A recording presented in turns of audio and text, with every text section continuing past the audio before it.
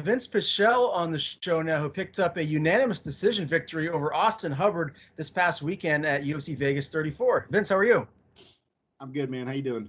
I'm good, and congrats on the win. As I was saying before we went live, a very impressive win over a tough opponent. How you feeling afterwards? You must be feeling pretty good being on a win streak now. Yeah, I do. I'm feeling pretty good. Just like any other win, you know what I mean? Just kind of chilling, relaxing, recuperating, and getting back at it. Yeah, yes, sir. Now, he did land some leg kicks there early on. Were you ever compromised by that? Did it affect your game plan initially?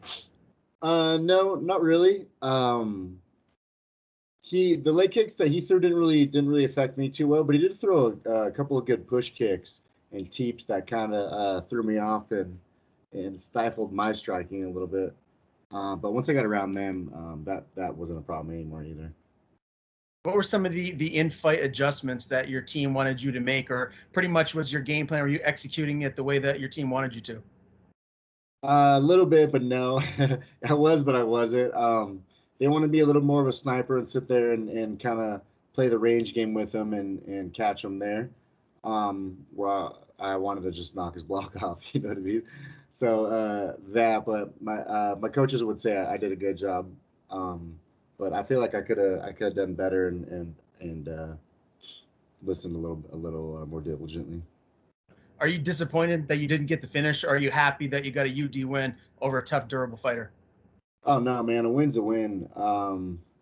He's a tough kid, and I thought a couple times I was going to be able to finish him, right, but I wasn't. He did a good job of recuperating, and he's in such good shape that one time I rocked him, and then it seemed like he was immediately okay right afterwards. So I was like, holy crap, like this kid's tough.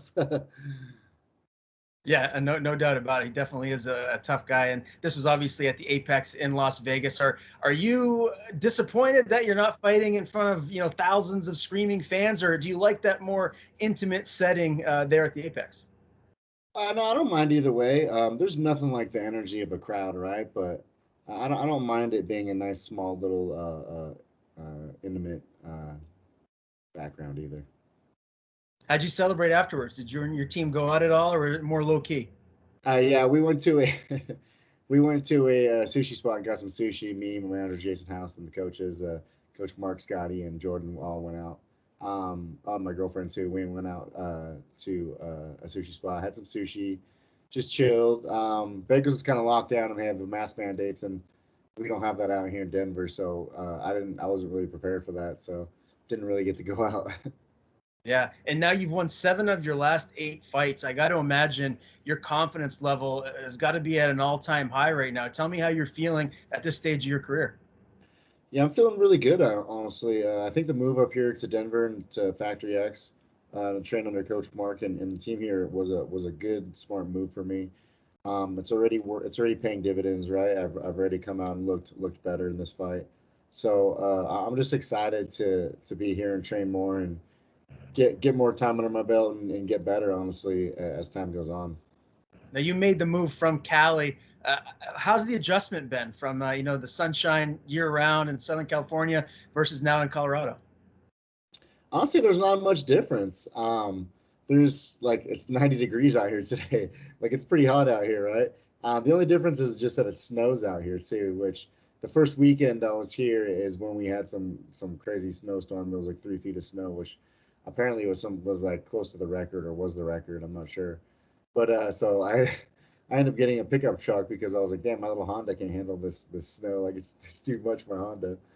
But other than that, I mean, the adjustment, haven't really felt like I've had to make an adjustment besides like the 1 hour time, right?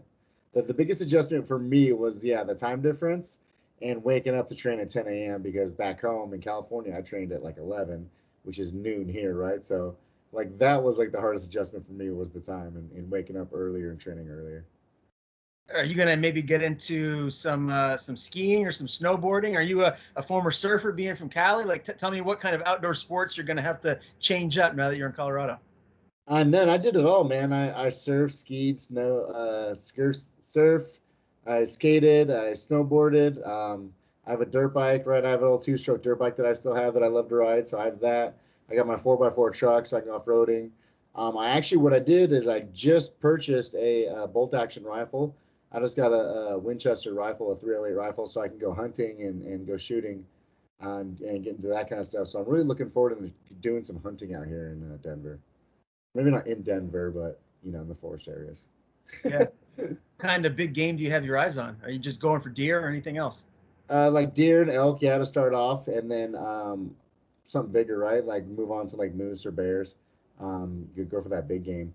What I want to do is go hunting and basically just like butcher that thing up and let that be my meat, right? Like I wanna hunt for my food. So that I'm super excited. Yeah, that's very cool. And what part of California were you in? I lived in the Culver City area for like 5 years. Were you in that general vicinity? I was like north, like 40 minutes to an hour. I grew up in Canoga Park. I was born in Lancaster. I grew up in Canoga Park, and then after the earthquake in '94, I moved to Simi, and I resided in Simi. But I bounced around between Simi and the valley right there in Canoga Park area. Okay, yeah, I lived in the Woodland Hills area for a little bit too. So who knows? Maybe I ran into it back in the day. Maybe Now, Woodland Hills isn't too far.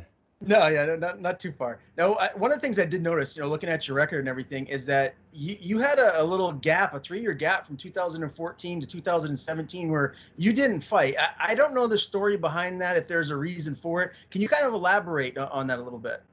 Yeah, it was actually man, it was a combination of things. That was probably like a time in my life where I had hit probably a rock bottom for me, right? Like, so in 2014, I started off good. I had just come back from, I think, a shoulder surgery in 2013 that I had, and my first loss actually. I fought Garrett Whiteley. Boom, I win that fight, and then I fought Anthony Ejikwani in, I think, May of 2014. In the first 30 seconds of me fighting Ejikwani, he had broke my left orbital and giving me double vision basically from then that point to a year on. And so I fought Njokwani. Actually beat Njokwani with double vision, like amazingly enough. I still don't know how I did that. I beat Njokwani. So I was having double vision. I wasn't training from May until I don't know what it was for a few months. I at the time I had still had a job. I worked for AAA and I drove around and sold and installed batteries in cars. And so the manager there was basically like, "You need to come back to work or you're getting replaced." And I really liked the job. I made a lot of money, and I basically just worked on weekends, right? So it was perfect for me. So I went back to work, and then in November of that year, I had torn my other shoulder changing a tire on the job, and then that turned into a whole 2-year fiasco because they were trying to blame it on fighting and say, "Hey, you did this in fighting, and there's no way you did that changing a tire," and yada yada. But luckily, my face was broken, and I had double vision, and I couldn't train, and I hadn't been in the gym for like 6 months already prior to this. So that kind of saved me on that one. And then okay, so that's what happened. Then my ex fiance at the time, she had broke up with me. I think like a month before the wedding or something like that. Like, and right before I had got shoulder surgery on this shoulder that I torn. And so I just had like a spiral of just really shitty life events that kind of just all happened at once between my face, my shoulder, and then like my ex breaking up with me, right? And me having to go through that like emotionally at the same time. So that was a big part of it, but it was mainly the workman's comp struggle, man. Like for a good 2 years, they had fought with me over paying for my doctor visits or even paying me disability checks and things like that, right? Because that manager who had told me I need to come back to work was in their ear the whole time saying, "Oh, he's training, he's doing this, he's doing that, he's 100%." Even though I had a 0 pound weight lift requirement with my shoulder, right, and my arm because I had to get my bicep reattached. So it was just like a crazy, just getting kicked while I was down already life experience, and that was the main reason why why I was out for those 3 years, that over 3 years. Wow, man, that's a lot to go through. Did you ever feel like you were never going to fight again, or did you always believe that you'd get back? Yeah, actually I did, and I had even wrote like a retirement speech because I was like, I'm not, there's no way I'm gonna be able to keep up with this sport. Like this sport is so fast and it's like I say this a lot, but it's kind of true. Like it's a shallow sport, right? So if you're not constantly giving it love and affection and love, then it's just gonna shit on you, right? It's just gonna shit on you, and that's like, you know what I mean? Not like that's what I say, not talk shit, but that's just the way it is, right? And so I was a little worried that I wasn't gonna be able to keep up with the kids that are coming into fighting now, because to me, I feel like fighting is like starting to evolve, where you're starting to see kids who are and fighters who are actually well rounded, not just a grappler, not just a striker, right? So you're seeing that now, and I was just like, shit, man, I don't know if I'm gonna be able to do this, but Well, here I am. absolutely. And so you're 38 now, correct? Yeah, I'm 30. I'm gonna be 39 in November. Man, and if you look at athletes nowadays, guys that are 38, 39, that's the new 28 or 29. So you could have plenty of time left to really make a run here. When you think about that, what are your goals now here as a mixed martial artist in the UFC? Do you believe that you can make a title run, or are you just here to have fun, do something you love, make some money while you're doing it? Yeah, I totally think I can make a ton of run now, and that's exactly what's in my head now. And so I never really thought about that before. I was just like, I want to fight and I want to make some money, right? Like I don't want to get arrested for it anymore. I want to make some money.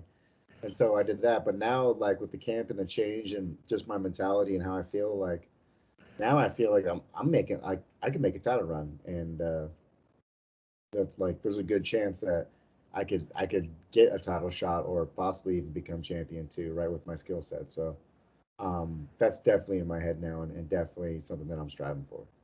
So let's talk about the weight class right now. You got Oliveira, the champion. Looks like he's going to be facing Poirier here in the near future. Gaethje and Chandler are supposed to be matching up. There's a lot of interesting fights to happen at 155. When you look at the division, like who do you believe right now is the best at 155 in the world, and who do you think would be your toughest test if you do climb that ladder and you're getting those top spots?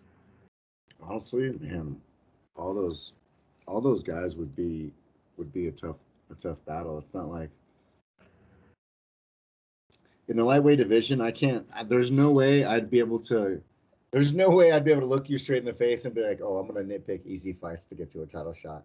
Like that is just not a possibility in the UFC, especially in the lightweight division. I think I match well against those guys, but to me, it's I'm the kind of guy who I'll try to fight. I'll try to fight the guys who I'm more afraid to fight that I don't think I could beat, because I would be proving something to myself. You know what I mean? Yeah, 100%. And so that's kind of what I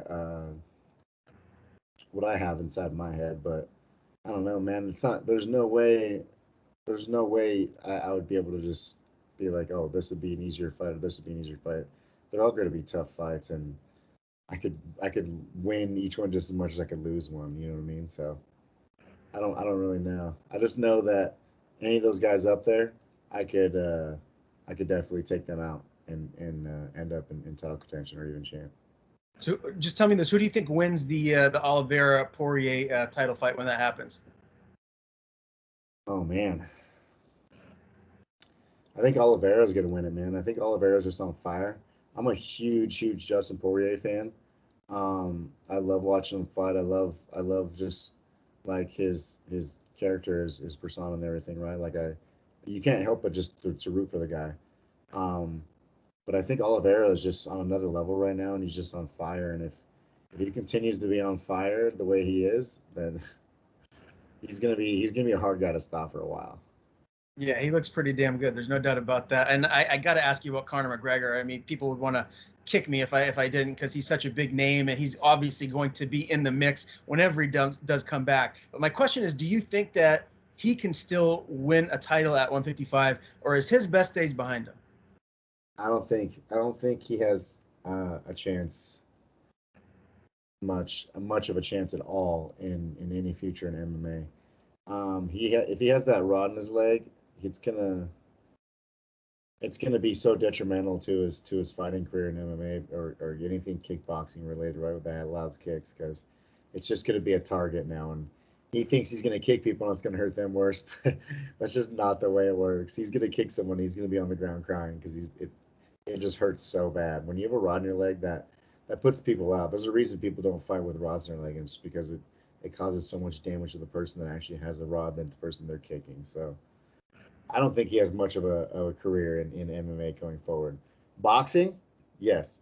I feel like boxing, he could fight the Paul sisters, right, and make some money off those clowns. So there's plenty of opportunity for him in boxing, I still feel. I'm glad you mentioned that because tonight you got T Wood and Jake Paul in the main event of the pay-per-view. So how do you see that going? I hope T Wood wins, man. Like, I'm just gonna say this, like, as an MMA fighter, never, ever, ever, ever would I ever nominate Ben Askren to represent the MMA community in a striking match between anybody that doesn't even know how to strike and Ben Askren to represent us. I should never do that. That being said, T Wood, I mean, he's got a little better of a vote for me, but I hope he wins because if he doesn't, I mean, then people can really decently clown on MMA fighters, right? Especially boxers, because look who this kid is. He's a YouTube kid that's coming in that's boxing, is doing well. And his brother, which I just laughed about this because when I was doing an interview, I realized this, but his brother went 8 rounds with Mayweather, right, and survived. But Conor McGregor got finished by Mayweather. So, like, technically, McGregor needs to beat one of these Logan kids if he wants another shot at Mayweather or anyone decent at boxing. You know what I'm saying? That's interesting. I didn't think about that, but I think you're onto something right there. Well, it's going to be TV, regardless of whatever happens. You know, the combat sports fans are going to be tuning in and watching to all this craziness that's going on. One thing I definitely wanted to ask you about your move to Factory X is I hear nothing but amazing things about Mark Montoya, and then obviously all the great training partners that you have there. How do you believe that learning under him and having the people around you, you're going to be evolving as a martial artist here moving forward? Because you've already seen it in this fight, right? Like, I've only been out here since March, so I've been out here for 5 months working with them. And in 5 months, look what you've seen as the difference in my fighting. Right away, my footwork, right? Like, I had flawless footwork and leg kicks, and the way I was throwing him off with that footwork was something that you don't normally see in a fight for me, right? Like, I do use footwork and I move a lot, but it's never to that degree, right?